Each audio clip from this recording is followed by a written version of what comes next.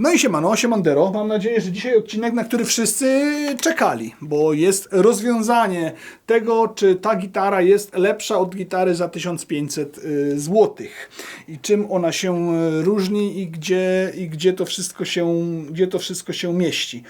Słuchajcie, no wiadomo jest, że jest to gitara lepsza.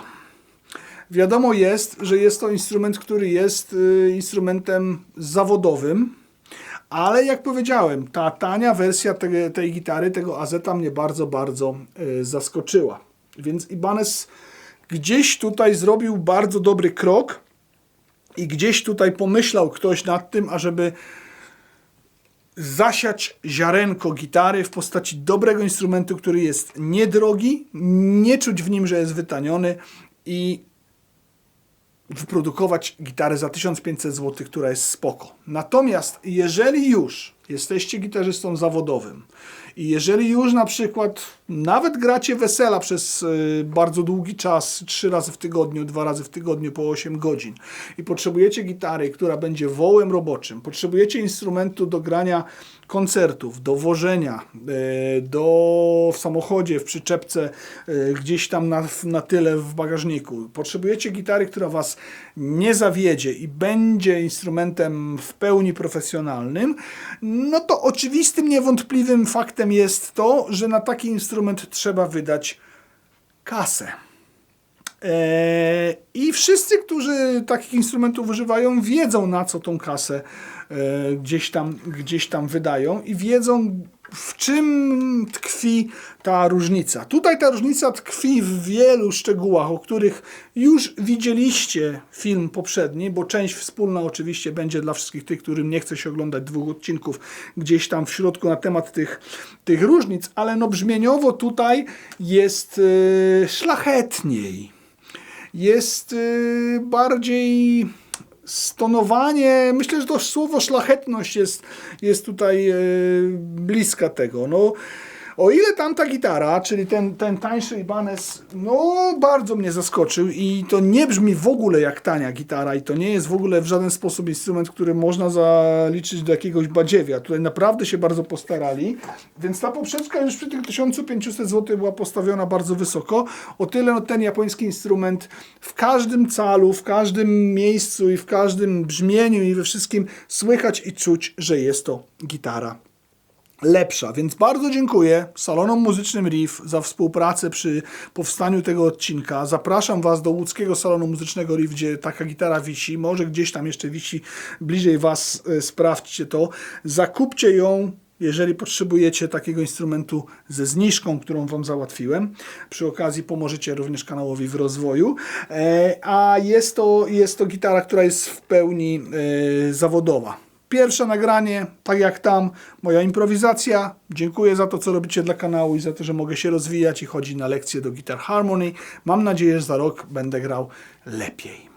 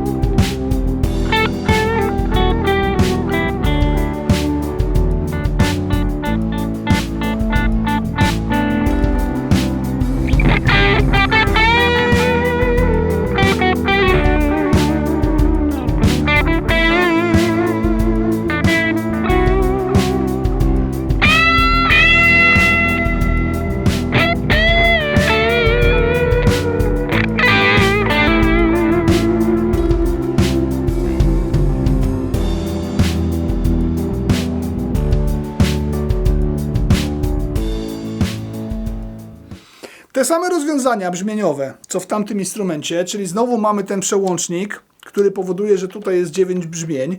No tutaj oczywiście mamy przetworniki Seymour Duncan, również wymyślone z tego, co się domyślam, bo takich przetworników chyba nie można kupić osobno. Jeżeli się mylę, to mnie poprawcie, ale są to przetworniki również wymyślone, tu macie jak one się nazywają, jest pełna specka. Są to przetworniki również wymyślone dla tejże gitary właśnie, więc obie te serie mają w sobie ten element, że no, mają coś specjalnego, co gdzieś w innych gitarach nie znajdziecie. Obie te gitary raczej nastrajają zarówno wykonaniem, zarówno klimatem, zarówno tym jak brzmią i to po prostu no, jak wyglądają, do tego, żeby jednak na nich nie łoić, ale na obu da się połoić dzięki humbuckerowi pod mostkiem oczywiście.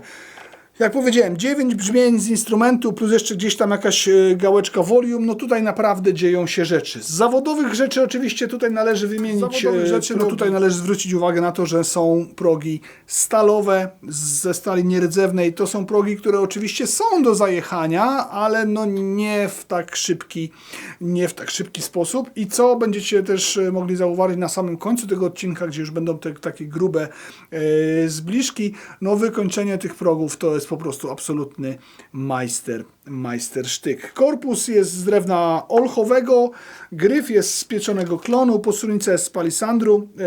Te progi są tutaj nabite właśnie w przepiękny sposób. Absolutnie tutaj nic się nie dzieje złego. Siodełko jest z kości, ale o tym będę mówił również w porównaniu tych instrumentów. Jeżeli nie widzieliście jeszcze wczorajszego odcinka, to po próbce na Bossie, gdzie będzie trochę brzmień czystych, porównanie tańszej wersji z wersją droższą.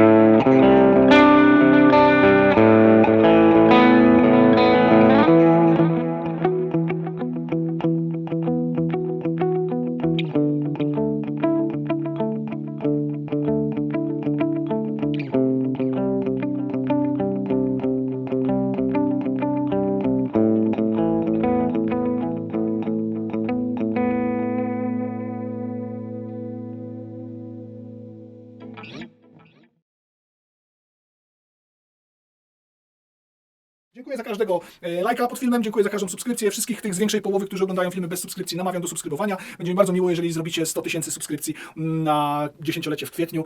Wynika ze statystyk, że jakby każdy, kto oglądał, zasubskrybował, istnieje taka szansa. Zobaczymy. To już zależy od Was. Dziękuję za każdy komentarz. Pamiętajcie, żeby czytać te linki, które są, sprawdzać linki, które są do zniżek, do różnych fajnych rzeczy, które Wam gdzieś tam pozałatwiałem, do jakichś konkursów właśnie, do Patronite'a. Zapraszam do tego, żebyście wsparli kanał. Kanał się pięknie rozwija dzięki Wam od ostatnich 3 lat. Mega jestem za to wdzięczny. Jest zabawa Patronite'owa w tym miesiącu, do zgarnięcia jest gitara oraz dzięki Patronite'owi również i dzięki sponsorom też, ale organizowane są konkursy. W tym miesiącu mamy konkurs Pokaż swój sprzęt. Do końca roku można ładować swoje rzeczy. Do tego też jest link w opisie i generalnie zapraszam do tego, żebyście wzięli udział w tymże konkursie. Nagrodą główną jest kamera Zoom Q8N4K z 4-śladowym rejestratorem. Bardzo fajna kamerka i jest dużo różnych innych nagród pobocznych. W tym momencie już przenosimy się dalej do odcinka. Pamiętajcie o zniżce riffowej. Jeszcze działa do końca roku, a jak będziecie grzeczni, to może będzie działała dłużej, ale myślę, że jak ktoś jeszcze czegoś nawet nie kupił sobie albo komuś na prezent, to jest szansa skorzystać z tejże zniżki właśnie. Wszystko w opisach. Już wracamy sobie do odcinka. Dziękuję.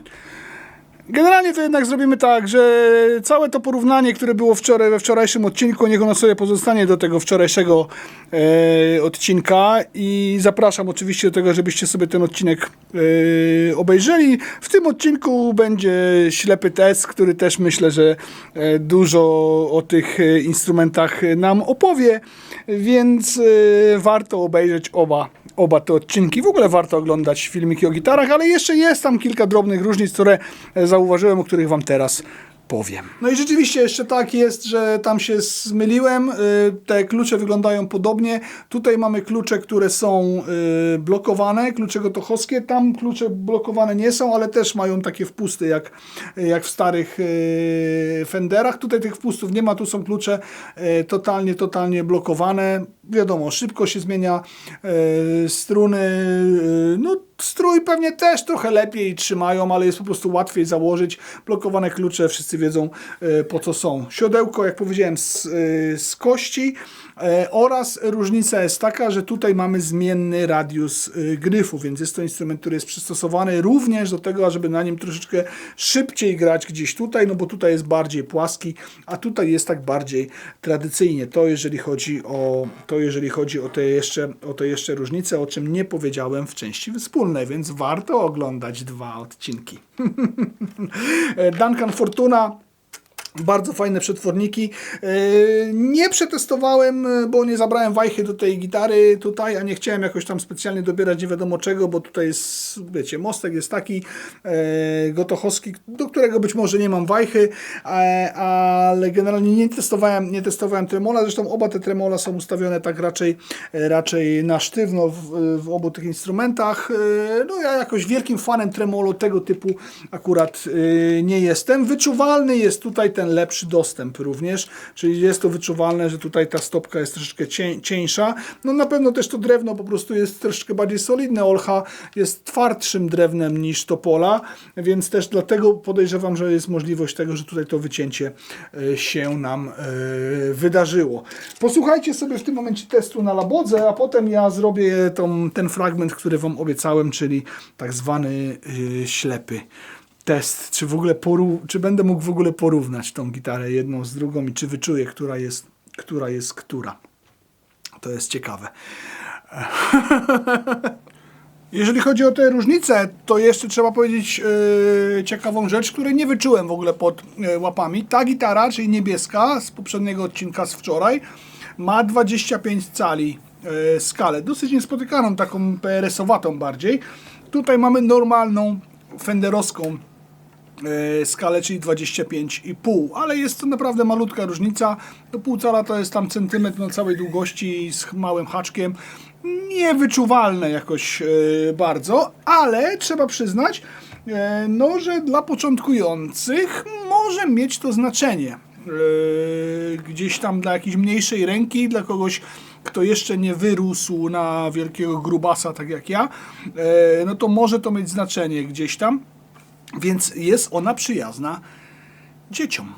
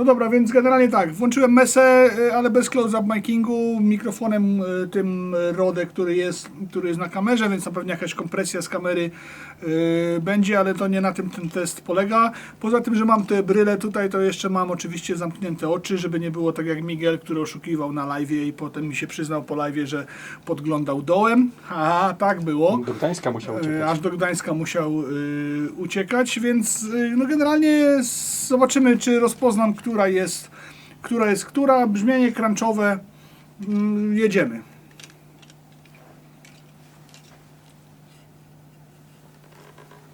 No rzeczywiście zdejmij te metki. No żeby nie było oszustwa, No tak, nie? żeby nie było oszustwo. Zdejmij metki. Zdejmij metki. Bo rzeczywiście, no już wiedziałem, po metkach rozpoznałem.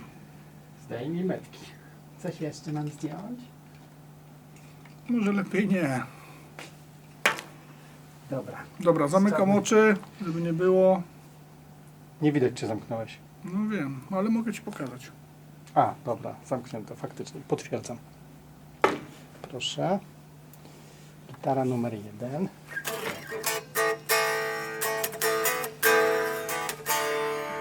Ale nie gra.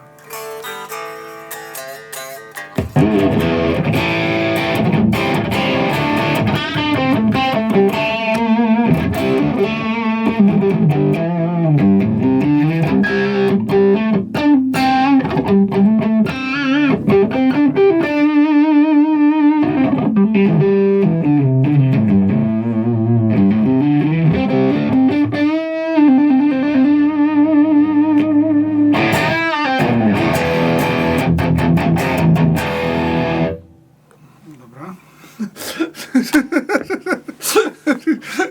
Chciałem sam jacka wyciągnąć. Tak, bo siedzisz na nim. A, siedzę na jacku.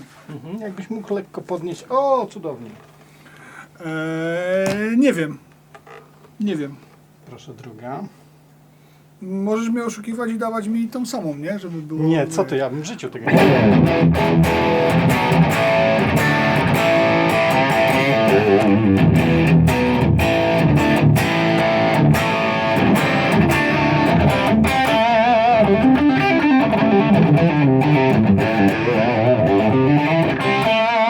No dobra, ta gra szlachetniej, ta gra cieplej, ta gra...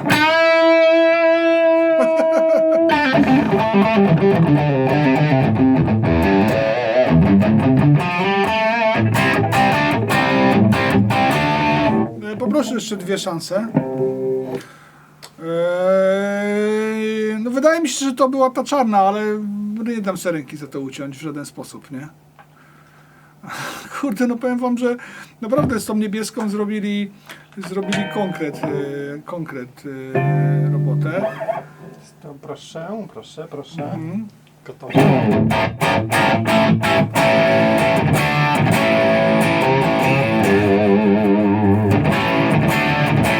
Znaczy zdecydowanie grają inaczej, to słychać, że one grają inaczej, to w ogóle nie ma żadnej opcji takiej. Obie grają naprawdę bardzo fajnie.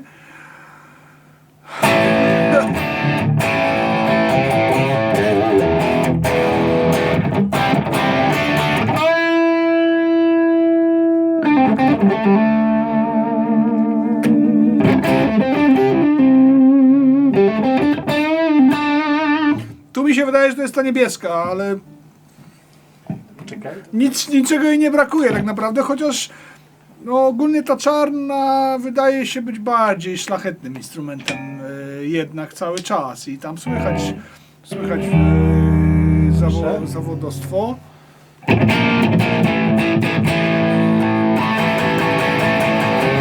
To jest to samo.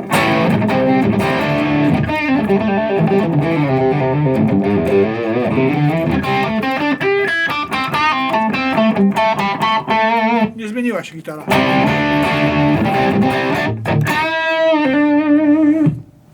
Nie zmieniła się i generalnie nie chcę wiedzieć, którą miałem, którą zobaczę sobie na montażu, tak jak wy to zobaczycie na odcinku. Mam nadzieję, że usłyszeliście tą szlachetność, mam nadzieję, że usłyszeliście to, że jest to instrument no, z dużo wyższej półki. Wiadomo, że takie próbki na YouTubie nie zawsze to mogą oddać, tym bardziej, że ten instrument niebieski z wczoraj brzmi również bardzo, bardzo przyjemnie. No i nie da się ukryć, że on jest bardzo konkretnym zaskoczeniem, jeżeli chodzi o te 1500 zł. No ale tutaj na pewno otrzymujemy instrument, który jest dużo, dużo solidniejszy. Czy warto do niego dopłacić 7000? Słuchajcie, no to jest takie pytanie bardzo otwarte, więc dla muzyków zawodowych na pewno. Dla osób, które to potrafią docenić i dla których ten niuans jest bardzo, bardzo ważny, również na pewno. Dla osób, które grają w zawodowy sposób, niekoniecznie zawodowo również. Dla wszystkich, którzy nagrywają, jak najbardziej tak. Ale, tak jak już mówiłem wcześniej, na szczęście jest tak, że tamta gitara też się konkretnie broni, więc no to trzeba przyznać. Oczywiście, że osobiście wolałbym tą gitarę i bardzo chętnie bym ją posiadał. Na obu tych gitarach da się zajebiście pograć. Przepraszam za to słowo, które nie istnieje w polskim języku, ale no tak uważam, że to są naprawdę bardzo fajne instrumenty i jakość cena tam w przypadku niebieskiej jest bardzo duża, a tutaj również jakość cena jest bardzo duża. No wiadomo, że ten craftsmanship, czyli rzemiosło japońskie też jest samo z siebie droższe, więc ta gitara musi kosztować więcej, no ale jest tutaj dużo feature'ów, które już pewnie zauważyliście, które jednak powodują, że warto. Pewnie, że lepiej by było, jakby to było 5000 różnicy niż 7. Można byłoby sobie kupić jakiś wzmacniacz albo lampy do wzmacniacza, albo Tonexa na przykład. Natomiast, no, jak mówię, jest to pytanie otwarte, na które ja udzielam odpowiedzi, że warto. Otwarto warto. To się nie rymuje. Dobra, wtyczki VST. Znowu te same presety, wszystkie nagrania są zrobione w dokładnie ten sam sposób. Wtyczki VST przed Wami, dwie różne wtyczki, w jednej Hector, w jednym kanale lewym Hector, w drugim Marshallowa Amplituba, w jednym z reverbem, w drugim z delayem, tak troszeczkę lżej. No natchnęło mnie, jak zauważyliście, do grania jednak lżej na tych instrumentach. Fajnie, bardzo fajne gitarki, obie.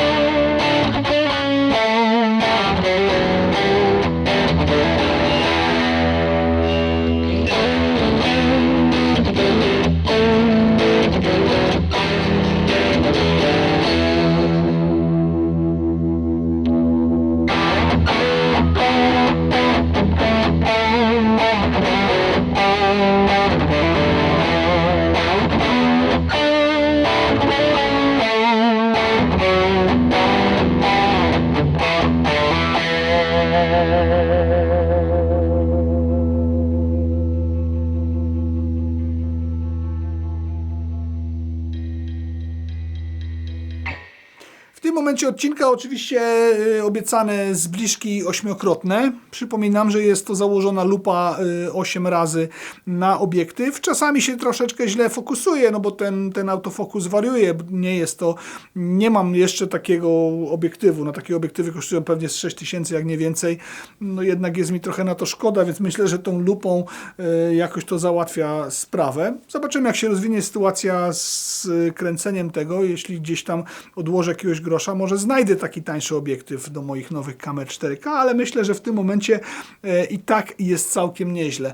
Ale disclaimer musi być, jak w przypadku wszystkiego, mimo tego, że tutaj naprawdę nie ma się do czego dopatrzyć i ktoś mi kiedyś napisał nawet w komentarzu, że dobra, kręcisz te zbliżki, zobaczysz jak będzie Ibanez Prestige. Rzeczywiście, no tutaj jest totalny majstersztyk. Jeżeli chodzi o wykończenie progów, jeżeli chodzi o wykończenie podstronnicy, to jest też coś, za co w tej gitarze się płaci. Czyli ta estetyka na takim już najwyższym poziomie tutaj jest, no, doprowadzona jest do po prostu absolutnej perfekcji, co widać. Chociaż oczywiście podstronnica sucha jak, no może nie jak Sahara. W obu gitarach ta podstronnica nie była sucha jak Sahara, ale w obu gitarach na pewno konserwacja tej podstronnicy olejkiem cytrynowym zarówno by wyciągnęła trochę więcej fajnego koloru i oczywiście temu drewnu by pomogła. W obu gitarach przydałoby się założyć nowe struny, ustawić ją według waszych jakichś tam preferencji, więc tutaj polecę oczywiście w Łodzi serwis Gitarowa Mgła, ale również w waszym lokalnym mieście polecam wam zaznajomienie się z waszymi lokalnymi serwisami. W większości przypadków, niektóre osoby znam, w większości przypadków są to dobrzy maniacy, którzy lubią grzebać w instrumentach i fajnie jest takie osoby znać. Fajnie jest mieć dobrego mechanika samochodowego i fajnie jest mieć dobrego serwisanta gdzieś koło siebie. Mam nadzieję, że odcinek się podobał. W tym momencie możecie napisać czarna laguna. Czarna Renault Laguna. Renault Laguna to już niedługo się będzie łapać na końcówki samochodowe. Kręćcie swoje końcówki samochodowe. Oczywiście dziękuję wszystkim za to, że już zostawili lajka i że są tutaj z nami, i że oglądacie. I dziękuję za wszystko, co dla kanału robicie i że gitara jest najważniejszą ze sztuk, że już o tym wiecie. I oczywiście zapraszam wszystkich do wspierania kanału poprzez Patronite, guzik wesprzyj pod filmem, bądź różne inne formy tego wsparcia właśnie. Czasami wysyłacie różne fanty, które potem lądują gdzieś na nagrody. Czasami wysyłacie fanty, których ja wcale na nagrody nie chcę oddać, bo się nimi mega jaram. Tak na przykład było w zeszłym roku, znaczy w tym roku jeszcze z Kolubienką jedną, ale jedna pójdzie do was gdzieś tam w pewnym momencie. Więc mega wam dziękuję za wszystko, co robicie. Bardzo się cieszę, że ta społeczność nam się bardzo fajnie rozwija i że jesteście tutaj ze mną. Kręćcie te końcóweczki samochodowe, wpisujcie się na tą listę, chociażby dyszką. I co? Deska i końcóweczka samolotowa. Elo.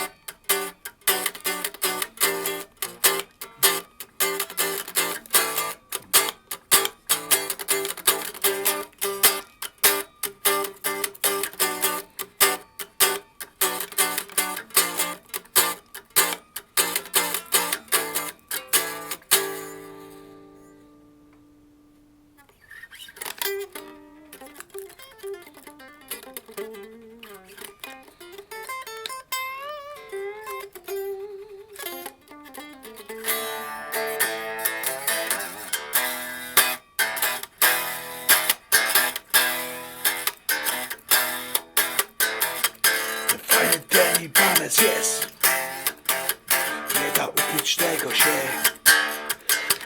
Bardzo fajny to jest gitar.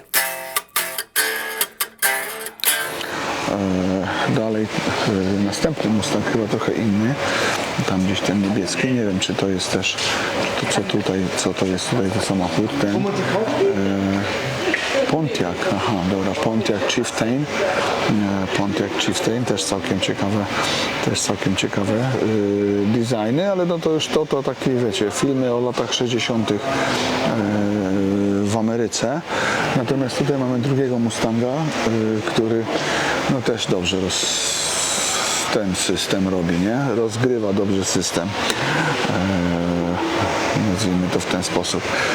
Więc śliczny samochód. Przód to taki trochę nawiązanie później oczywiście w BMW było, nie? Bo to taki chyba to jest taki bardziej pierwszy rekinek jednak. No ewidentnie to w BMW się musieli tym przodem tutaj w jakiś sposób inspirować. Dodge Dart też nieźle. Słuchajcie, fajna amerykańska motoryzacja jest fajna.